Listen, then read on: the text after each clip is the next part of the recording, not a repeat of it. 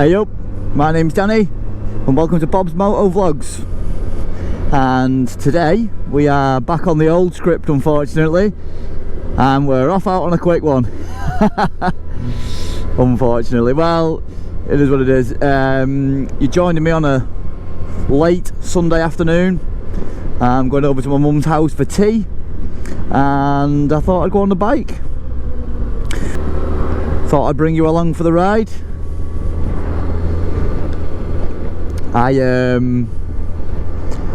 actually was due to go out, I guess that will have been Friday. I had a very short window of time where I thought I'd be able to sneak out on the bike, got a quick vlog recorded to edit over the weekend, and I would have uploaded it on Sunday, which is today. But we had a total disaster, really. So I'll explain. On the Forest Bowling ride that Matthew and I did the other week, had a bit of a system going with the batteries for the GoPro, and that was basically just a sandwich bag with charged batteries and then a carrier bag where, as the batteries died, that's where they went. Simple system, right? Foolproof, one would think. But when we got to the, well, not the end of the ride, but to the point where I'd finished filming for the day and I was going to just be taking the cameras off, lifting the flip front up on the helmet and just enjoying the rest of the ride. So the cameras came off. Now, anyone who is using GoPros will know that you have to have a microphone adapter for the microphone to work on anything above, I think it was GoPro Hero 5. Obviously this is a 7, so it's got the adapter. Now, at the point when I'd finished filming, the little adapter, which you might be able to see, just clips into that side there of the bottom of the camera. It's just a little tiny lead, but if I'd have left it in, it'd have just been hanging down, and so I took it off, basically, and I put it in the carrier bag with the dead batteries. So that was all well and good. Finished the ride, enjoyed it, great. Got home, retrieved the dead batteries from the carrier bag, charged them up, but unfortunately didn't retrieve the little adapter, which is essential to the whole moto vlogging process. And I can only imagine it's gone in the bin. So, and that's that. So I spent kind of all the time that I did have going out on the bike on Friday, I spent it looking for a 2-inch long lead, which, yeah, I've gathered is gone. I've got about 10 miles in the tank before I really need to get fuel, so I would say we're going to head to a fuel station. That's probably the sensible thing to do, right? I don't want to be like recording a vlog of me at the side of the road out of fuel. But this roundabout's nice. Don't mind going around that.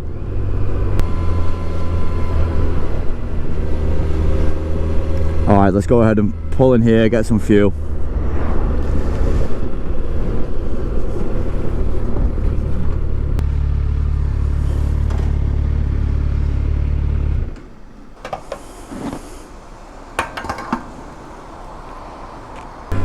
So, what are we talking about when I say talking tech? And I say talking tech like I'm some sort of nerd who knows everything. I'm like not one of these like people who are like really into gadgets and always got the latest stuff. That's not me. But talking tech, obviously I've mentioned about having a bit of a theme to the channel and, you know, a little bit of a niche.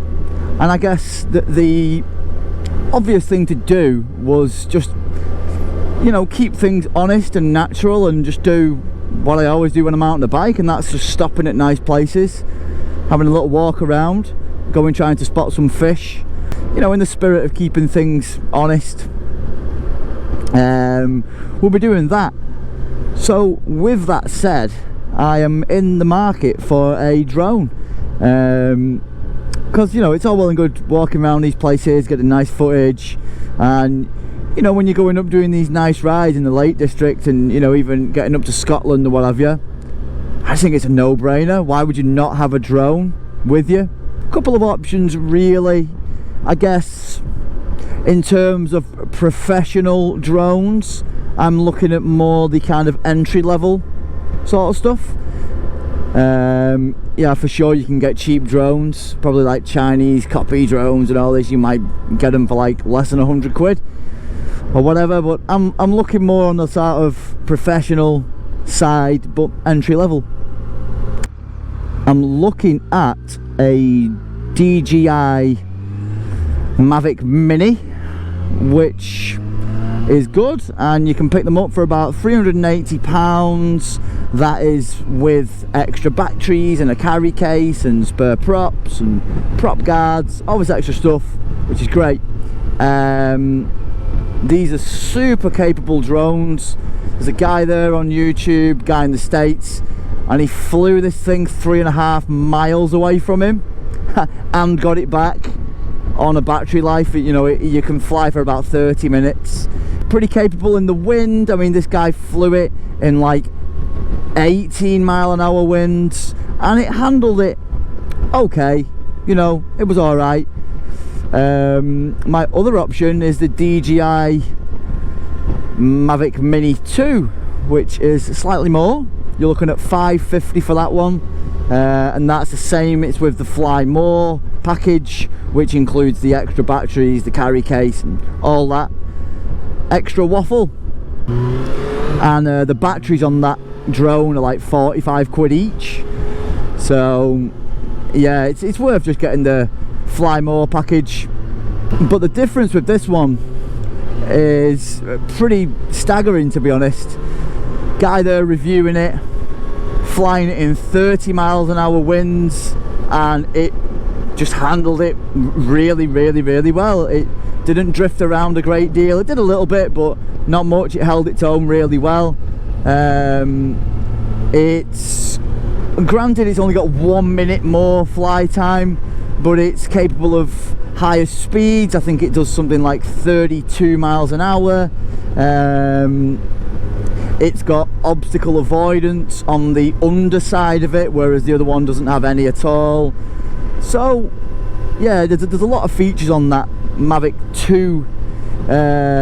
Mini 2, which makes it a little bit of a no-brainer really. I know it's more money, and I know £550 is a lot of money for, you know, that sort of purchase.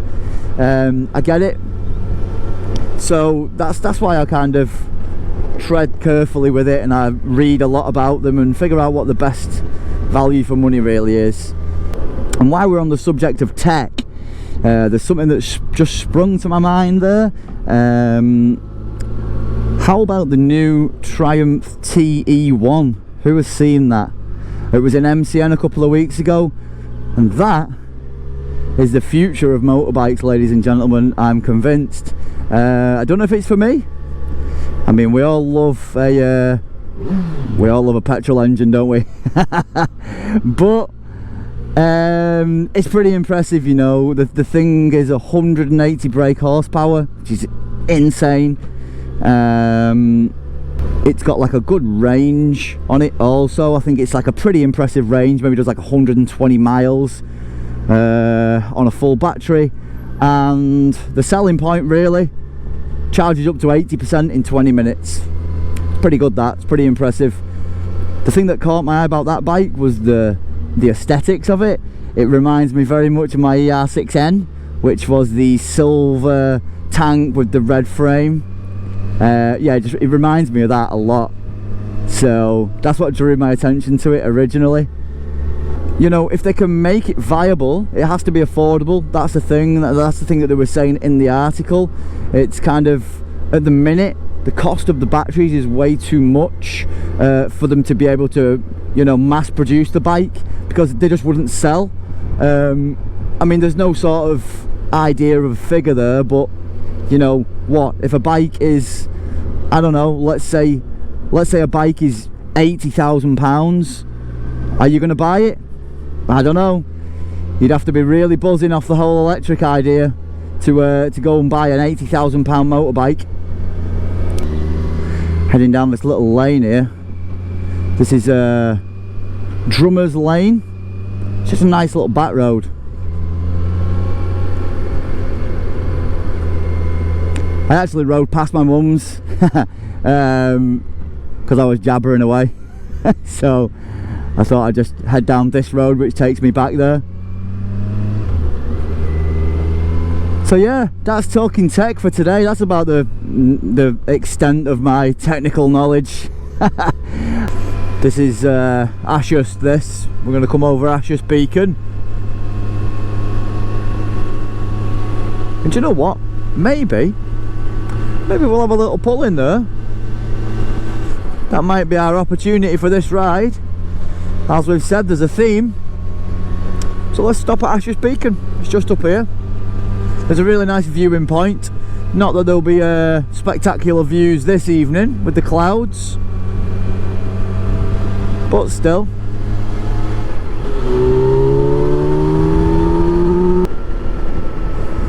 So go on then, let's have a pull in here and see what's going on.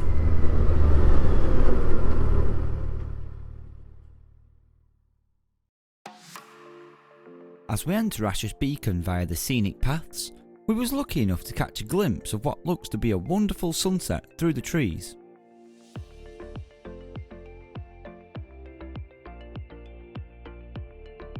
And although I don't think we have much chance of spotting any fish here today, we do have a lovely view of the horizon, even though it's a cloudy evening.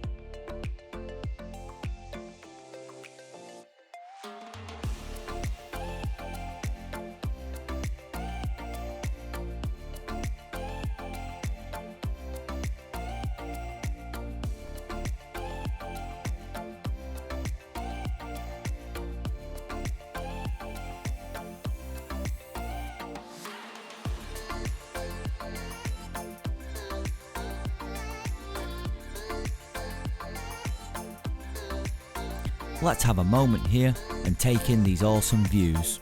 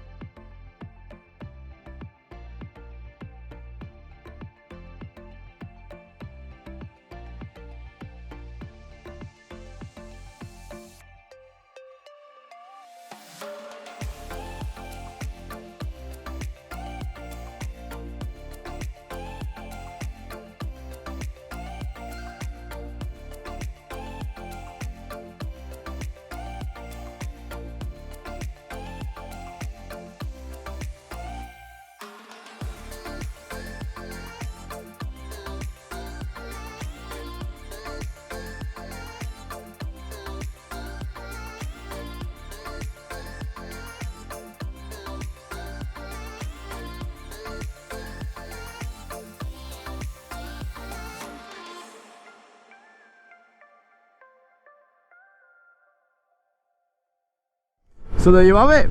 That was Ashurst Beacon. As you can see, pretty nice place that. Great if you've got kids. Brilliant places for them to muck about for a few hours, what have you. So from here now, it's heading home time. I'm gonna hit that Lee's Lane, which we did in a previous vlog, which some of you might remember. So if anybody has got any input on my drone situation, please feel free to drop me a comment. I'm all ears when it comes to stuff like that, because you know it's a lot of money, and if anyone's got any other good options that might suit me well, then yeah, it's always handy to know, isn't it? So listen, as always, if you're enjoying the content that's coming from the channel, please do subscribe and drop me a comment. Let me know what you think. I do reply to everybody. It's great engaging with you all. And to the regulars who keep coming back, I do appreciate it very much, and it's lovely to always hear from you. Fellow Wiganer there putting a little bit of content out, Gaz Reynolds. Go and check his channel out. And he's just chucked a video up the other day. It was a part 1 of a ride over to Lancaster. Showed some beautiful roads there, waffling on some Wigan lingo. So you might want to brush your skills up on that first before you watch it, but there you go. He's a proper Wigan lad, he is. But guys, it's always good to hear from you, and we'll get out on that ride soon. Other than that, I've been Danny, you've been watching Bob's Moto Vlogs. See you next time.